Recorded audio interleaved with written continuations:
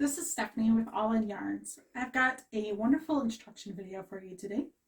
So let's say you get a skein of yarn or a hank of yarn like this. Now you'll find these at yarn and fiber festivals, occasionally at craft stores like Hobby Lobby and Michael's, but most of Hobby Lobby and Michael's ones are already wound into a ball for you.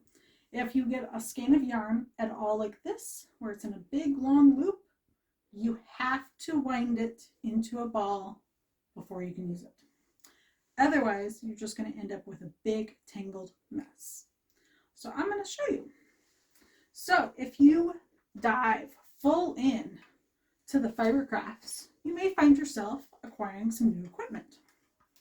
So this here is a tabletop yarn swift. The yarn would go around the pegs, but it allows it to turn that you can unwind the skein from that. Now, from there, then you have a ball winder where you're going to thread it on here, and it's going to wind the yarn from the swift onto the ball winder as you turn this. Now, you may not have this kind of equipment on hand, which is totally fine.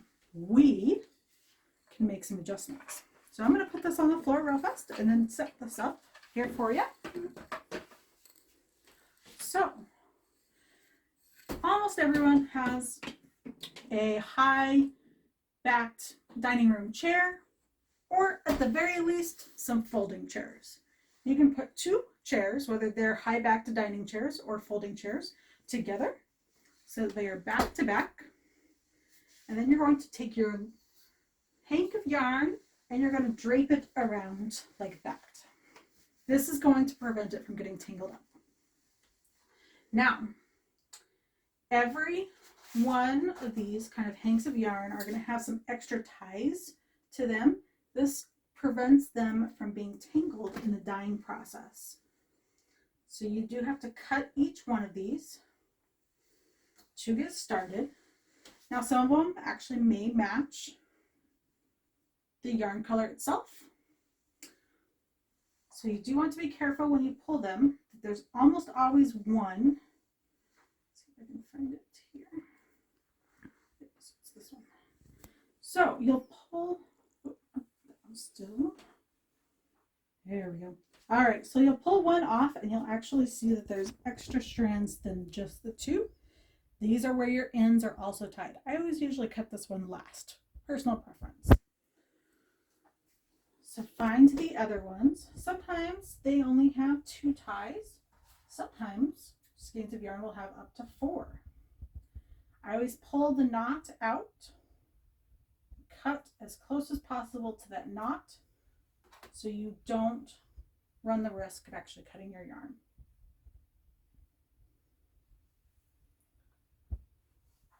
So got one more, and then we're going to cut the one with the ties.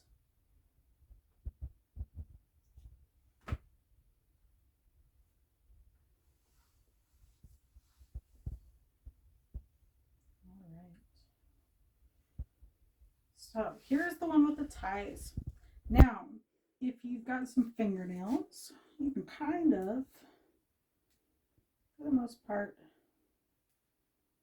try to get that knot untied.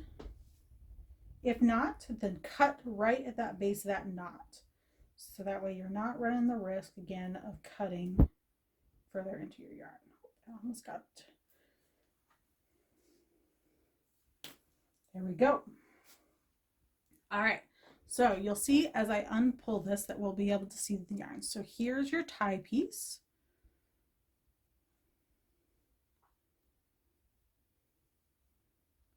All right, see how that one's much longer there?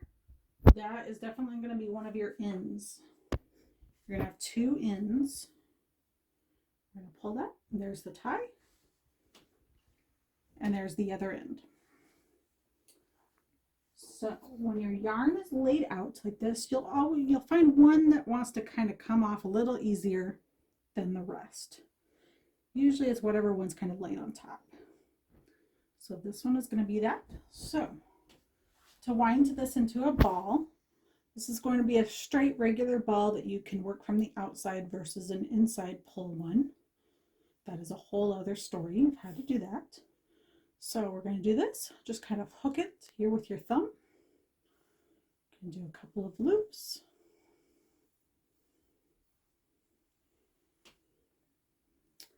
And see how the chair keeps it from becoming a tangled mess as you unwind it. Please disregard my paint on my folded chairs. They are well loved and used a lot in my house. So I usually do anywhere from 10 to 15 wraps around my hand, and then I take it off. You want to make sure that tail kind of gets tucked in there a bit. And then I pinch it, and then we're going to butterfly it. So you got it pinched close, and then we're going to just go over the top like this. Again, keep doing some more. Fold it in half again. And I'm gonna gradually start shaping this kind of into a ball. So here you're gonna come up around those ends. All right. And the chair works wonderful to keep it from being tangled.